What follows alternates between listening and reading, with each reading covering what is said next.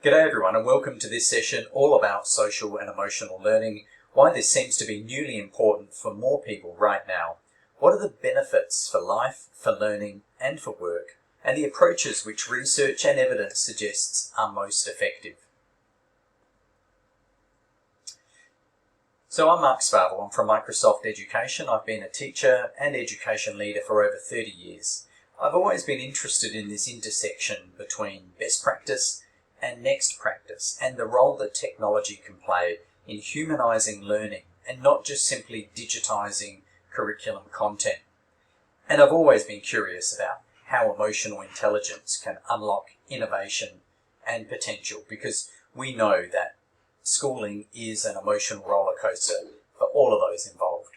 So Microsoft has been committed to this area around social and emotional learning for many years. You can see stretching back to 2012, our Education Transformation Framework identified social and emotional learning as a fundamental part of whole school and whole system improvement, and remains that way through to today.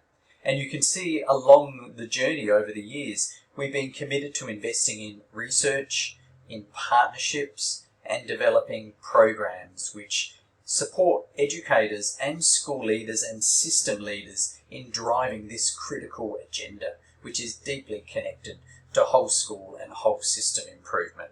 You can find out links to all of these at the end of the presentation. But importantly, how are you feeling today?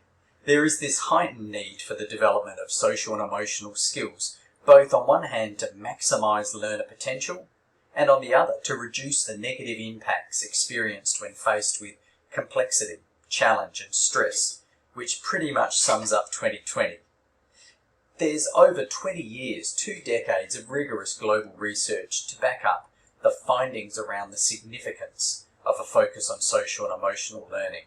So, how are you feeling? Let's use an emotion check-in to do a few things. You can see a web address there. You can go to that on your device, aka.ms/how are you feeling. So go there right now. Now you're going to discover, excuse it's a little bit blurry, you're going to discover a version of the mood meter, which is produced by the Yale Center for Emotional Intelligence and can help you identify one of the emotions that you're feeling dominantly at the moment. Why is this kind of check-in with a support like the mood meter useful?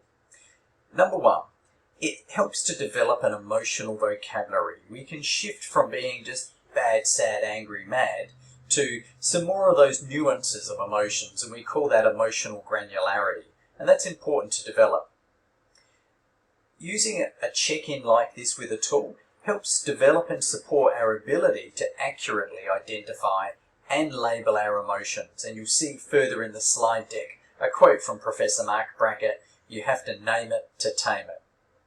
Number 3, using this invites emotion into the moment to recognise that these emotions change in response to internal and external factors. Emotion literally means to be in motion, and all serve a purpose. The challenge is if we get stuck in one of those areas. For the mood meter, if you haven't come across it before, across the x-axis ranges from pleasant through to unpleasant emotions on the left, and in each quadrant it ranges from low energy to high energy. So for example, low energy positive emotion could be blissful in this case, and a high energy positive emotion could be ecstatic. Again, all emotions serve a purpose. The challenge is to be able to recognise, understand and label that emotion, and to have strategies that you can draw upon should you wish to shift from one emotional state to another. Do you have effective strategies which will allow you to navigate that shift? So let's just do a quick level set around what is SEL, what is social and emotional learning. It literally is that process by which, the learning process by which we develop the skills and the dispositions and the attitudes which will be vital for our success in learning and in life. There's a number of ways this can happen in education. They range from prescriptive programs with lesson progressions through to an intentional part of a whole school approach to well-being. And technology can play a role here too. There's a great paper by the World Economic Forum titled New Vision for Education, Fostering Social and Emotional Learning Through Technology. And in that paper, it examines the role that technology can potentially play to improve education for the future. And there's some examples later on in this presentation around how this can be used Monday, not someday, to help improve social and emotional skills. But one thing is really clear here, that the role of the teacher and the school leader, they're critical in modelling approaches and skills, making them very intentional and not accidental as part of a learning journey. And also inviting and recognising social and emotional skills as being fundamental and not ornamental parts of success. And this, of course, includes assessing and reporting, because we know that we treasure what we measure. So equally important as developing social and emotional skills is ensuring that we're assessing and reporting against those. The Collaborative for Academic Social and Emotional Learning, CASEL, has identified 5 sort of key competencies, if you like, which are widely recognised as being critical as part of social and emotional learning. And you can see these on the screen. So beneath each one of these are specific sub-skills. But let's go through them. Self-awareness. That's the ability to recognise your emotions and understand the links between emotions, thoughts and behaviours. That's self-awareness. Social awareness is the ability to take other people's perspectives to demonstrate empathy. Relationship skills, that's the ability to build and maintain healthy relationships. Responsible decision making is that ability to be able to make good choices, ethical, responsible choices about your behaviour and interactions with others. So collectively, these competencies build up to create a person who is considered to be socially and emotionally intelligent. Now, when we look at the big why, social and emotional learning offers a host of benefits that reach across a lifetime. These skills are imperative for today's youngest generation, who require a wide-ranging set of social and emotional abilities to prepare them for the demands of this rapidly changing workplace and social structures, to help position them to achieve better outcomes and equip them, importantly, to contribute purposefully and positively to society. So that's broadly SEL. In education itself, social and emotional skills are critical. They drive our behaviour and they influence where we direct our greatest and most limited resource, our attention. As it says on the screen, emotions are literally the gatekeeper to motivation, to cognition and attention. The Aspen Institute released a really important paper in the US in January 2020, which was focused on social and emotional learning and academic development. It tied those two together like strands of a DNA and helps education institutions and systems to re-envision what constitutes success in our schools. And within that, they noted a range of benefits which are certainly important for all of us when building a case, if you like, for a focus around social and emotional learning. I'm just going to run through some stat points. You can access them all at the end in the deck. But reduction in depression, improvement in academic achievement tests, improvement in social and emotional skills, so the ability to self-regulate, self-manage, make responsible decisions, build and sustain positive and productive relationships, and reduction in class misbehaviour. Now these are results which are reinforced across the globe. Look at this one. Students with social and emotional learning focus scored 13 points higher than their peers up to 3.5 years later.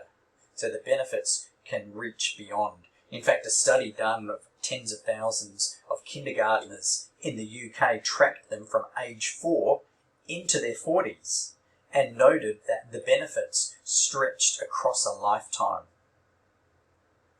Some of these others, think about this at the moment. 75% of the words your students use to describe how they feel at school are negative. Tired, stressed and bored. And this was funded by Lady Gaga's Born This Way Foundation and undertaken by the Yale Centre for Emotional Intelligence. So if we consider that emotions are the gatekeeper for attention, motivation and cognition, and if young people are feeling tired, bored and stressed, they're clearly not primed for learning. Supporting CEL produces an 11% point gain in grades and test scores, helping students learn academic content and apply their knowledge. If you care about content, then you should care about social and emotional learning. We can see high social and emotional competency increases graduation rates, post-secondary enrolment, post-secondary completion, and even through to wages, and decreases dropout rates, antisocial behaviour, at-risk behaviours, and issues with the law later on in life. So I guess as a rough summary, maximises potential, minimises or inoculates against debilitating stresses. And if we think then around what's happened in 2020, we know that the increased uncertainty resulting from 2020, the economic, the social, the humanitarian impact of that public health crisis isn't finished in 2020, but it will ripple out like a blast zone over the next 3 years. And it's going to impact those who are at greatest risk. It's going to impact greatly those who are least prepared to deal with complexity, ambiguity and change. It's going to most affect those who have low levels of social and emotional skills. But before 2020, there was this increasing global demand for social and emotional skills, therefore social and emotional learning approaches. In fact, jobs since the 1980s requiring social and emotional skills have surged. Think of this. World Health Organization identified depression as the #1 disability. And some stats in the US suggest that the cost of dealing with the direct and indirect impact of depression and mental health issues costs up to $210 billion a year. If we look at students, depression and anxiety with young people steadily increase, with CDC data in the US estimating that as many as 1 out of 5 children experience a mental disorder in a given year, and up to $247 billion is spent each year on the treatment and management of childhood mental disorders. And this isn't just in the US. In the UK, 20% of adolescents may experience a mental health problem in any given year, 1 out of 5 again. And 50% of mental health problems are established by age 14, 75% by age 24. And yet 10% of young children and young people aged between 5 and 16 have a clinically diagnosable mental health problem, yet 70% have not had appropriate interventions at a sufficient early age. If we scale this up and we consider something bolder and broader at an economic level, at a societal level, the achievement of the Sustainable Development Goals, here's something of interest when you look at these goals. They're full of potential tension because on one hand you need to deal with individual needs and collective needs. So there's a tension sitting within the achievement of the SDGs. Now the Mahatma Gandhi Institute for Education for Peace and Sustainable Development focused a study on why social and emotional learning is necessary to achieve the SDGs, and it has to do exactly with those conflicting goals of some of these SDGs and how the attainment of these goals may necessitate this balancing act between individual and social collectives and economic agendas. Apparently 2 avenues were identified in the research: emotional resilience and pro-social behaviours. as ways that can help manage the tension and the attainment of the SDGs. It's interesting. And that leads, obviously, to this social cohesion. So, development of social and emotional skills through social emotional learning programs can help promote social cohesion and civil participation in society, something that we're all vested in local and global levels. Let's change gears and talk about the future of work, which is now. 6 of the top 10 skills identified by the World Economic Forum involve social and emotional competence. 6 of the top 10 skills. 92% of people surveyed by the World Economic Forum, these are executives, say skills such as complex problem solving and communication clearly are equal to or more important than technical skills. And our own research, the Class of 2030 and Life Ready Learning, undertaken by McKinsey & Company's Global Institute, noted the fastest growing jobs across the decade of the 2030s. In fact, 30 to 40% of them will place a premium on social and emotional skills. And this isn't the future, it's right now also. New graduates are not ready, with 58% of employers saying that specifically social and emotional skills are lacking. And when the survey asked young people themselves, 55% of them agreed. And this is critical as more and more tasks and roles and predictable tasks are being outsourced to automation and AI. So what are these new future-ready skills? So McKinsey & Company undertook this research and published in April 2020 and looked at what was changing in the world of total hours worked in 2020 versus 2016. And we can see physical manual skills have decreased, basic cognitive skills have decreased.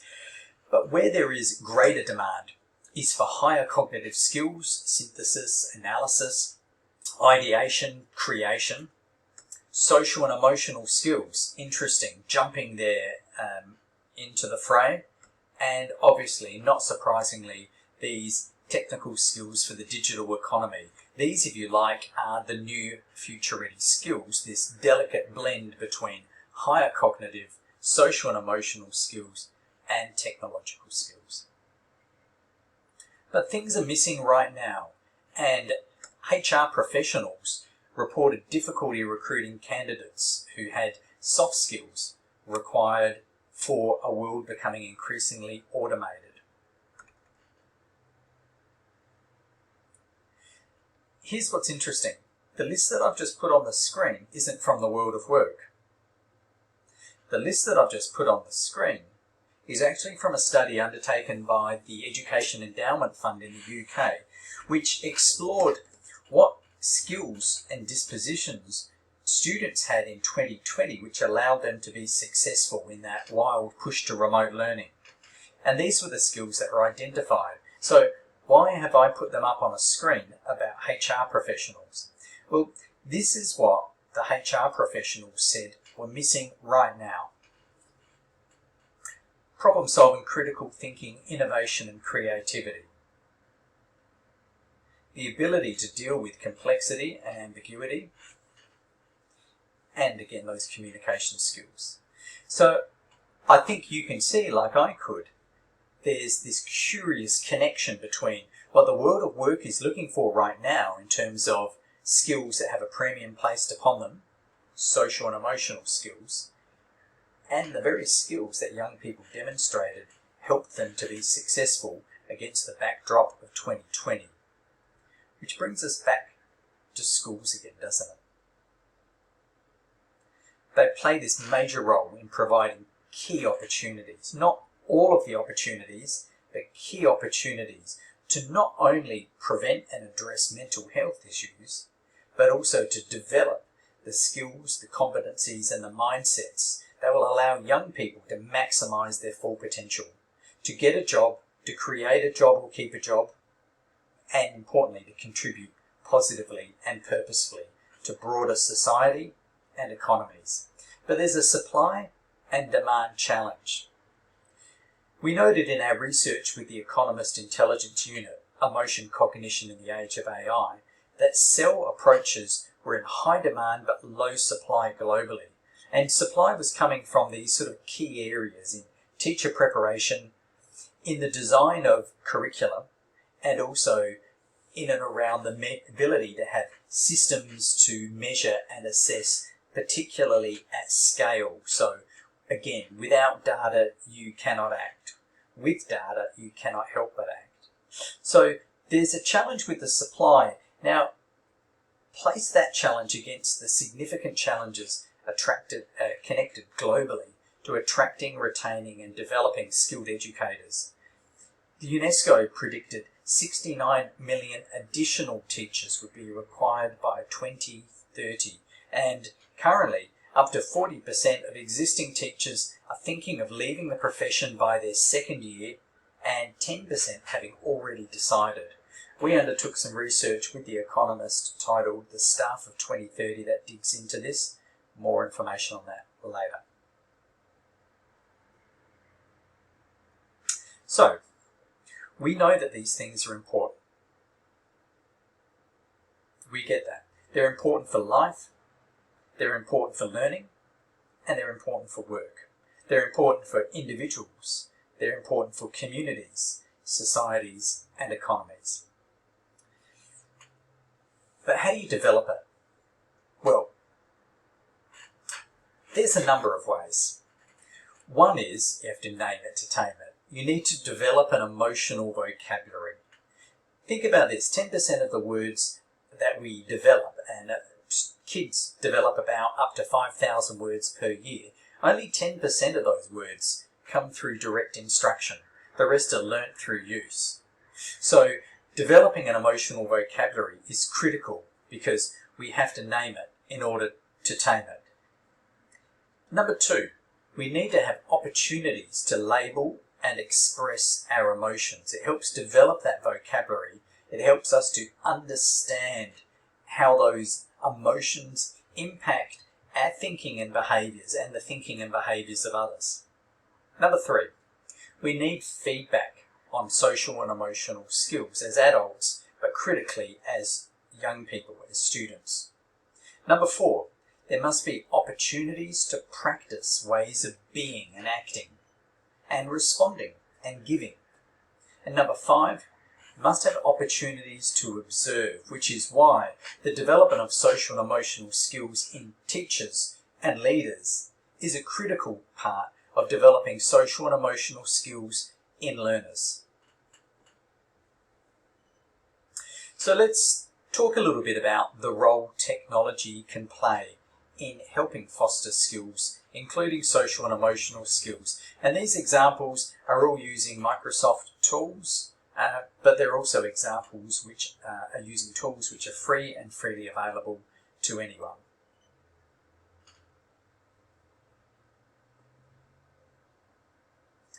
Number one is using a tool like Flipgrid, which is free for education. Social learning isn't a new way of learning. In fact, social and collaborative learning may be one of humankind's oldest forms of learning. At its essence, social learning is this continuous process of learning from other people. We're learning socially when we observe people, ask questions and share knowledge and resources. And video is an essential social learning tool. Flipgrid is where social and emotional learning happens. It's the leading video discussion platform for millions, from pre-kindergarten to PhD educators, students and families. It empowers social learning. Some of the benefits here is that students can contribute 24/7. It allows rehearsal. Student voice is captured and shared beyond the classroom. And built-in Read Aloud makes this an accessible tool to help students to reflect upon learning, reflect upon living, reflect upon life. It's awesome. Number two, enjoy epic group work. Being able to work in a group setting is an important life skill. Students learn how to negotiate with others, to co-play, to develop leadership skills and figure out their own strengths so they can best contribute. The World Economic Forum called out sandbox environments like Minecraft because it incorporates several strategies for building cell as success requires students to be resourceful and take initiative to secure essential elements together.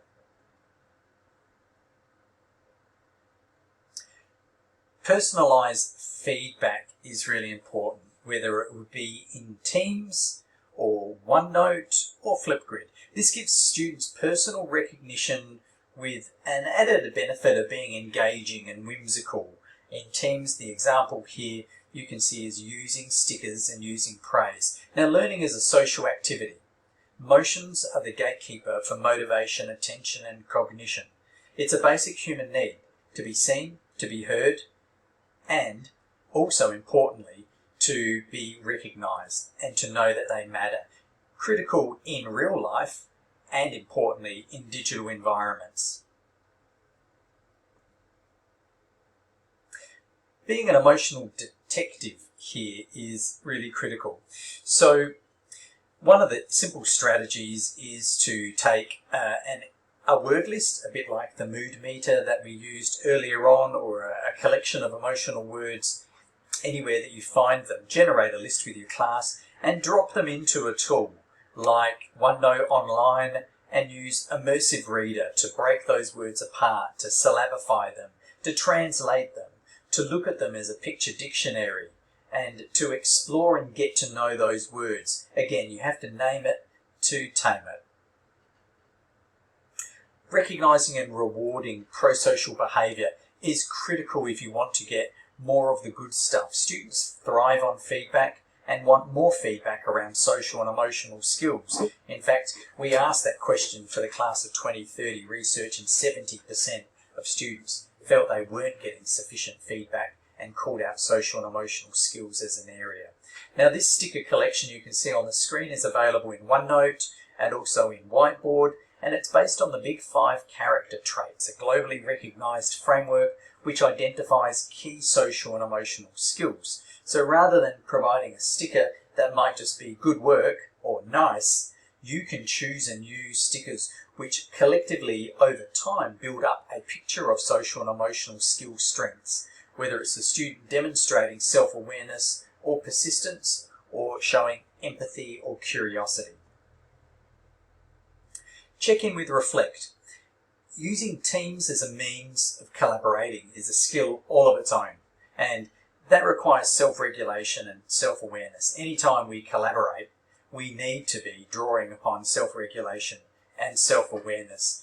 We've released in open source a tool called Reflect. It's a messaging extension in Teams, and it helps educators connect with their students and implement social and emotional learning into daily class flow.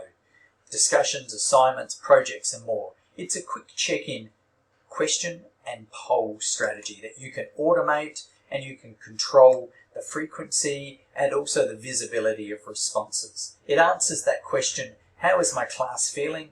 How is my school feeling? And there are a lot of other places to go to connected to this to learn with Microsoft. We have a whole bunch of quick and easy to use ideas, the cell top 10 in the top left corner. There's coursework developed by awesome partners like we have lists, we and partners like Headspace, resource pages, and also the fabulous Cell in Edu community on Facebook, which you can join and share. If you want more, head to our resource page, find out how to support students outside the classroom with social and emotional learning. You'll find a lot of links there. Plus also I've drawn upon a number of research pieces in this session, and you can grab that research from one of those links on the screen, find out more about Microsoft Education, or join the vibrant Microsoft Educator Centre for snack-sized or larger coursework. So I'm Mark Sparvel from Microsoft Education. That's a 30-minute walk through the big why, what and how of social and emotional learning. Hope you found something of interest there for you, and wish you great success across 2021. Thank you.